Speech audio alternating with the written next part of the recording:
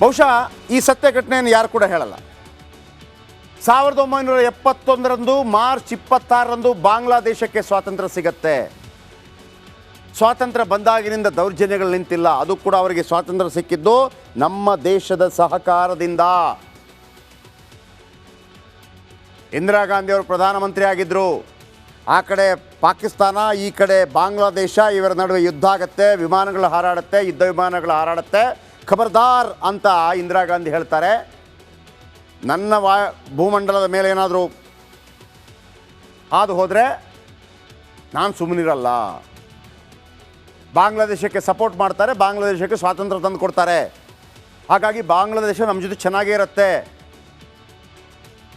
ನೋಡಿ, ಆವತ್ತು 1971 ಮಾರ್ಚ್ 26 ಸ್ವಾತಂತ್ರ್ಯ ಬಂದಾಗ ಯುದ್ಧ ಕಾಲದಲ್ಲಿ ಅಬ್ಬರಿಸ್ತಾರೆ ರಜಾಕಾಕರು. ಯಾರು ರಜಾಕಾಕರು? ಪಾಕಿಸ್ತಾನಿಗಳು ಬಾಂಗ್ಲಾದೇಶದ ಮೇಲೆ ಅಟ್ಯಾಕ್ ಮಾಡ್ತಾ ಇರ್ತಾರೆ, ಅಲ್ಲಿ ಜನರ ಮೇಲೆ. ಅವರಿಗೆ ಈ ಬಾಂಗ್ಲಾ ಮಾತಾಡೋರನ್ನು ಕಂಡ್ರೆ ಆಗಲ್ಲ, ಉರ್ದು ಮಾತಾಡಬೇಕು ಅಂಥೇಳಿ. ಜೊತೆಗೆ ವ್ಯವಸ್ಥಿತವಾಗಿ ಹಿಂದೂಗಳ ಮೇಲೆ ದೌರ್ಜನ್ಯ ನಡೀತಾ ಇತ್ತು. ಆ ಸಂದರ್ಭದಲ್ಲಿ 40,000 ಬೆಂಗಾಲಿ ಮಹಿಳೆಯರ ಮೇಲೆ ಅತ್ಯಾಚಾರ ಆಗತ್ತೆ. ಸಂದರ್ಭದಲ್ಲಿ 1971 ಅತ್ಯಾಚಾರಕ್ಕೊಳಗಾದ ಬಹುತೇಕರು ಹಿಂದೂಗಳು. ರಜಾಕಾಕರ್ ಮಾಡಿದ್ದು. ಲಕ್ಷಕ್ಕೂ ಹೆಚ್ಚು ಹಿಂದೂಗಳ ನಿರ್ದಯ ಹತ್ಯೆ ಆಗತ್ತೆ. ಅಲ್ಲಿ ಸ್ವಾತಂತ್ರ್ಯ ಬಂದು ಅಲ್ಲಿ 6 ತಿಂಗಳಲ್ಲಿ ಅದಾಗಿದ್ದರೆ ಈಗಿನ ಸಂದರ್ಭದಲ್ಲಿ ಏನಾಗಿದೆ ಬನ್ನಿ ಹೇಳ್ತೀನಿ. 2020 ಜನವರಿಯಿಂದ ಜೂನ್ವರೆಗಿನ ಲೆಕ್ಕ ಕೊಡ್ತೀನಿ. ಕೇವಲ 6 ತಿಂಗಳಲ್ಲಿ 72 ಹಿಂದೂಗಳ ಬರ್ಬರ ಹತ್ಯೆಯಾಗಿದೆ. 87 ಹಿಂದೂಗಳ ಮೇಲೆ ಹತ್ಯೆ ಯತ್ನವಾಗಿದೆ. 61 ಹಿಂದೂಗಳಿಗೆ ಕೊಲ್ಲುವುದಾಗಿ ಬೆದರಿಕೆ ಹಾಕಿದ್ರು. 512 ಹಿಂದೂಗಳು ಗಾಯಗೊಂಡಿದ್ದರು. ಕೇವಲ 6 ತಿಂಗಳಲ್ಲಿ 25 ಹಿಂದೂಗಳು ನಾಪತ್ತೆಯಾದರು. 2 ಕೋಟಿ ಟಾಕಾದಷ್ಟು ಹಣ ಸುಲಿಗೆ ಮಾಡಲಾಗಿತ್ತು. ಟಾಕಾ ಅಲ್ಲಿಯ ದುಡ್ಡು. ಹಿಂದೂಗಳಿಗೆ ಸೇರಿದ 40 ಮನೆಗಳಲ್ಲಿ ಲೂಟಿಯಾಗಿತ್ತು. ಹಿಂದೂಗಳಿಗೆ ಸೇರಿದ 155 ಮನೆಗಳನ್ನು ನಾಶ ಮಾಡಲಾಗಿತ್ತು. 46 ಹಿಂದೂ ಕಾರ್ಯಕರ್ತರು ನಾಯಕರ ಮೇಲೆ ಹಲ್ಲೆಯಾಗಿತ್ತು. ಹಿಂದೂಗಳಿಗೆ ಸೇರಿದ 35 ವ್ಯಾಪಾರ ಸಂಸ್ಥೆಗಳ ಮೇಲೆ ದಾಳಿಯಾಗಿತ್ತು. ಹಿಂದೂಗಳಿಗೆ ಸೇರಿದ 2333 ಎಕರೆಯನ್ನು ಕಬ್ಜಾ ಅಂದರೆ ಆಕ್ರಮಣ ಮಾಡಲಾಗಿತ್ತು. 26 ಹಿಂದೂ ಕುಟುಂಬಗಳನ್ನು ಮನೆಯಿಂದ ಹೊರಹಾಕಲಾಗಿತ್ತು. ಹಿಂದೂಗಳಿಗೆ ಸೇರಿದ 35 ವ್ಯಾಪಾರ ಸಂಸ್ಥೆಗಳನ್ನು ಕಬ್ಜಾ ಅಂದರೆ ಅತಿಕ್ರಮಿಸಿಕೊಳ್ಳಲಾಗಿತ್ತು. 10 ಹಿಂದೂ ದೇಗುಲಗಳ ಆಸ್ತಿಯನ್ನು ವಶಕ್ಕೆ ಪಡೆಯಲಾಗಿತ್ತು. 489 ಹಿಂದೂ ಕುಟುಂಬಗಳು ಮನೆ ಬಿಟ್ಟು ಹೋಗಿದ್ದರು. 3806 ಕುಟುಂಬ ಭೀತಿಯಿಂದ ತಾತ್ಕಾಲಿಕವಾಗಿ ಮನೆ ಬಿಟ್ಟವು. 1460 ಹಿಂದೂ ಕುಟುಂಬಗಳನ್ನು ಸುಡಲು ಯತ್ನಿಸಲಾಯಿತು. 454 ಹಿಂದೂ ಕುಟುಂಬಗಳು ದೇಶವನ್ನೇ ಬಿಟ್ಟು ಹೋದವು. ಬರೋಬ್ಬರಿ 164 ಹಿಂದೂ ದೇಗುಲಗಳ ಮೇಲೆ ದಾಳಿಯಾಯಿತು. 28 ಹಿಂದೂ ದೇಗುಲಗಳನ್ನು ಲೂಟಿ ಮಾಡಲಾಯಿತು. 249 ಹಿಂದೂ ದೇವರ ಮೂರ್ತಿಗಳನ್ನು ನಾಶ ಮಾಡಲಾಯಿತು. 235 ಹಿಂದೂ ಮಕ್ಕಳ ಮಾನವ ಕಳ್ಳ ಸಾಗಣೆ ಮಾಡಲಾಯಿತು. 48 ಹಿಂದೂಗಳನ್ನು ಕಿಡ್ನ್ಯಾಪ್ ಮಾಡಲಾಯಿತು. ಓರ್ವನ ಕಿಡ್ನ್ಯಾಪ್ ಯತ್ನ ವಿಫಲ ಆಯಿತು. 15 ಮಹಿಳೆಯರ ಮೇಲೆ ಅತ್ಯಾಚಾರ ಆಯಿತು. 2 ಮೇಲೆ ಗ್ಯಾಂಗ್ ರೇಪ್ ಆಯಿತು. 2486 ಹಿಂದೂಗಳನ್ನು ಇಸ್ಲಾಂಗೆ ಮತಾಂತರ ಮಾಡಲಾಗಿದೆ. 343 ಹಿಂದೂ ಕುಟುಂಬಗಳನ್ನು ಬಹಿಷ್ಕರಿಸಲಾಗಿದೆ. 2020ರಿಂದ ಇದು ಸರಸ್ವತಿ ಪೂಜೆ ಮಾಡಿದ್ದ 7000 ವಿದ್ಯಾರ್ಥಿಗಳ ಮೇಲೆ ಹಲ್ಲೆಯಾಗಿದೆ. ಕಳೆದ 6 ತಿಂಗಳಲ್ಲಿ ಆಗಿರುವಂಥ ಘಟನಾವಳಿಗಳಿದೆ. ಈಗ ಈ ಏನು ಗಂಜಿ ಕೇಂದ್ರಗಳು ಬಂದಾಗಿರಬೇಕು. ಏನಾದರೂ ಆದರೆ ಗಂಜಿ ಕೇಂದ್ರಗಳು ಓಪನ್ ಆಗುತ್ತಲ್ಲ. ಖುರ್ಷೀದ್ ಹೇಳಿಕೆಗೆ BJP ಕಿಡಿಕಾರಿದ್ದು. ಕೇವಲ BJPಯಲ್ಲಿ ಇಡೀ ಭಾರತ ಕಿಡಿಕಾರಬೇಕು.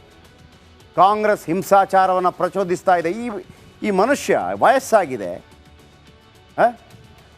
ಬಾಂಗ್ಲಾದೇಶದಂತೆ ಭಾರತದಲ್ಲೂ ಈ ಥರ ಆಗಬಹುದು. ಭಾರತದಲ್ಲೂ ಗಲಭೆ ಆಗುವ ಸಾಧ್ಯತೆ ಇದೆ. ಭಾರತದ ಪ್ರಜಾಪ್ರಭುತ್ವ ಸಂಸ್ಥೆಗಳನ್ನು ದುರ್ಬಲಗೊಳಿಸ್ತಾ ಇದೆ ಅಂತೇಳಿ ಈಗ BJP ಕಿಡಿಕಾರಿದೆ. BJPಯ ಶೇಜಾದ್ ಪೂನಾವಾಲಾ ಇದಕ್ಕೆ ತಕ್ಕ ಉತ್ತರವನ್ನು ಕೊಟ್ಟಿದ್ದಾರೆ. ಕೇಳಿಸ್ಕೊಳ್ಳಿ. Congress party says that it stands with the government of India as far as the issue of Bangladesh is concerned, because this is not a political issue. No politics should be done on it. But leaders like Salman Khurshid try to provoke and incite the people of India, saying that whatever happened in Bangladesh, the violence that took place there can take place in India too. ನೋಡಿ, ಇವರಿಗೆಲ್ಲ ಎಷ್ಟು ಬೇಗ ನೆನಪಾಗ್ಬಿಡ್ತದೆ ಈ Islamic ಜಗತ್ತು ಬಗ್ಗೆ. ನಾನು ಹೇಳ ನಿಮಗೆ, ಜಗತ್ತಿನಲ್ಲಿ ಇಸ್ಲಾಮಿಕ್ ದೇಶ ಅಂತ ಇರೋದು 57 ರಾಷ್ಟ್ರ ಇದೆ. 57 ದೇಶ ಇಸ್ಲಾಮಿಕ್ ದೇಶ ಅಂತ ಅವುಗಳೇ ಘೋಷಿಸಿಕೊಂಡಿವೆ. ಜಗತ್ತಿನಲ್ಲಿ ಮುಸ್ಲಿಂ ಬಾಹುಳ್ಯದ ಅದೆಷ್ಟೋ ದೇಶಗಳಿವೆ. ನಮ್ಮಿಂದ ವಿಭಜನೆಯಾದ ಪಾಕಿಸ್ತಾನ ಕೂಡ ಮುಸ್ಲಿಂ ದೇಶ, ನಮ್ಮಿಂದ ವಿಭಜನೆಯಾದ ಬಾಂಗ್ಲಾದೇಶ ಕೂಡ ಇಸ್ಲಾಮಿಕ್ ಕಂಟ್ರಿ. ತೈಲ ಮಾರೋ ದೇಶಗಳಲ್ಲಿ ಮುಸ್ಲಿಂ ದೇಶಗಳದ್ದೇ ಪ್ರಾಬಲ್ಯ. ಒಪೆಕ್ ದೇಶಗಳ ಪೈಕಿ ವೆನೆಜುವೆಲಾ ಮಾತ್ರ ಕ್ರಿಶ್ಚಿಯನ್ ದೇಶ, ಉಳಿದೆಲ್ಲ Muslim. United Arab Emirates, Saudi, Qatar ಮುಂದುವರೆದ ದೇಶಗಳಿದು. ಜಗತ್ತಿನಲ್ಲಿ ಮುಸ್ಲಿಂ ಸಮುದಾಯದ ಜನಸಂಖ್ಯೆ 180 ಕೋಟಿ. ಒಬ್ಬ ವಿಶ್ವದಲ್ಲಿ ಯಾರೋ ಒಬ್ಬ ಮುಸ್ಲಿಮರಿಗೆ ತೊಂದರೆ ಆದರೆ 10 ದೇಶಗಳು ಮುಂದೆ ಬರ್ತವೆ, ಸಹಾಯ ಮಾಡುತ್ತೆ. ಹಿಂದೂಗಳೇನು ಮಾಡಬೇಕಾಗಿದ್ರೆ ಪಾಕಿಸ್ತಾನದ ಹಿಂದೂಗಳೇನು ಮಾಡಬೇಕು, ಬಾಂಗ್ಲಾದೇಶದ ಹಿಂದೂಗಳೇನು ಮಾಡಬೇಕು? ಹಿಂದೂಗಳಿಗೆ ದೇಶ ಇಲ್ಲ ರೀ ಭಾರತ ಬಿಟ್ಟರೆ. ಬನ್ನಿ ಅದರ ಬಗ್ಗೆ ಹೇಳ್ತೀನಿ.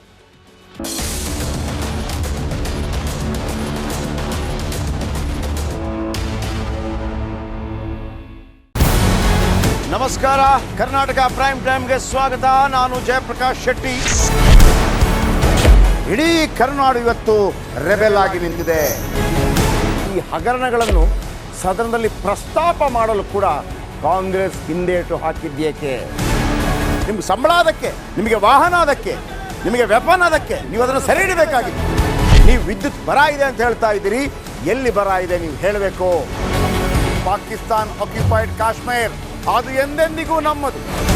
40 ಮೆಷಿನ್ಗಳು ತಂದಿತ್ತು ನೋಟ್ ಎಣಿಸುವುದಕ್ಕೆ, ಅದೇ ಹಾಳಾಯಿತು. ಮಥುರಾದ ಗಲಾಟೆ ಇದೆಯಲ್ಲ, ಅದು ಸ್ಥಳೀಯವಾಗಿ ಕೂತು ಪರಿಹರಿಸಬಹುದಾದಂಥ ಕಾನೂನಿದೆ.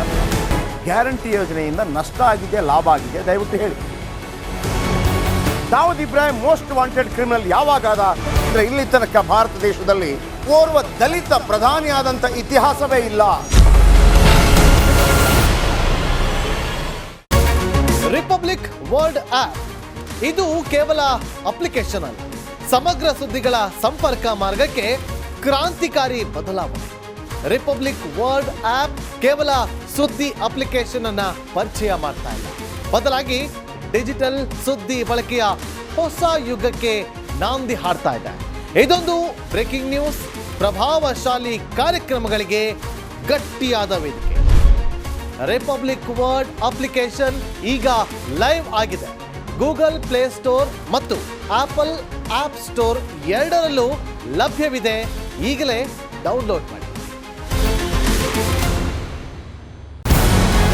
ನಮಸ್ಕಾರ, ಕರ್ನಾಟಕ ಪ್ರೈಮ್ ಟೈಮ್ಗೆ ಸ್ವಾಗತ. ನಾನು ಜಯಪ್ರಕಾಶ್ ಶೆಟ್ಟಿ. ಇಡೀ ಕರುನಾಡು ಇವತ್ತು ರೆಬೆಲ್ ಆಗಿ ನಿಂತಿದೆ.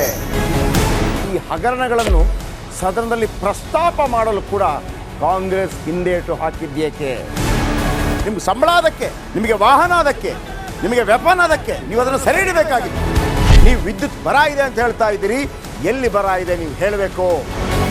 ಪಾಕಿಸ್ತಾನ್ ಆಕ್ಯುಪೈಡ್ ಕಾಶ್ಮೀರ್ ಅದು ಎಂದೆಂದಿಗೂ ನಮ್ಮದು. 40 ಮೆಷಿನ್ಗಳು ತಂದಿತ್ತು ನೋಟ್ ಎಣಿಸುವುದಕ್ಕೆ, ಅದೇ ಹಾಳಾಯಿತು. ಮಥುರಾದ ಗಲಾಟೆ ಇದೆಯಲ್ಲ, ಅದು ಸ್ಥಳೀಯವಾಗಿ ಕೂತು ಪರಿಹರಿಸಬಹುದಾದಂಥ ಕಾನೂನಿದೆ. ಗ್ಯಾರಂಟಿ ಯೋಜನೆಯಿಂದ ನಷ್ಟ ಆಗಿದೆ, ಲಾಭ ಆಗಿದೆ, ದಯವಿಟ್ಟು ಹೇಳಿ. Dawood Ibrahim most wanted criminal ಯಾವಾಗಾದ ಅಂದರೆ ಇಲ್ಲಿ ತನಕ ಭಾರತ ದೇಶದಲ್ಲಿ ಓರ್ವ ದಲಿತ ಪ್ರಧಾನಿಯಾದಂಥ ಇತಿಹಾಸವೇ ಇಲ್ಲ.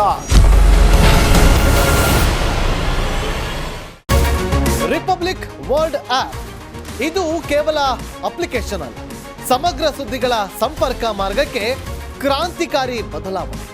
ರಿಪಬ್ಲಿಕ್ ವರ್ಲ್ಡ್ ಆಪ್ ಕೇವಲ ಸುದ್ದಿ ಅಪ್ಲಿಕೇಶನ್ ಅನ್ನ ಪರಿಚಯ ಮಾಡ್ತಾ ಇಲ್ಲ, ಬದಲಾಗಿ ಡಿಜಿಟಲ್ ಸುದ್ದಿ ಬಳಕೆಯ ಹೊಸ ಯುಗಕ್ಕೆ ನಾಂದಿ ಹಾಡ್ತಾ ಇದೆ. ಇದೊಂದು ಬ್ರೇಕಿಂಗ್ ನ್ಯೂಸ್, ಪ್ರಭಾವಶಾಲಿ ಕಾರ್ಯಕ್ರಮಗಳಿಗೆ ಗಟ್ಟಿಯಾದ ವೇದಿಕೆ. ರಿಪಬ್ಲಿಕ್ ವರ್ಲ್ಡ್ ಅಪ್ಲಿಕೇಶನ್ ಈಗ ಲೈವ್ ಆಗಿದೆ. ಗೂಗಲ್ ಪ್ಲೇ ಸ್ಟೋರ್ ಮತ್ತು ಆಪಲ್ ಆಪ್ ಸ್ಟೋರ್ ಎರಡರಲ್ಲೂ ಲಭ್ಯವಿದೆ. ಈಗಲೇ ಡೌನ್ಲೋಡ್ ಮಾಡಿ.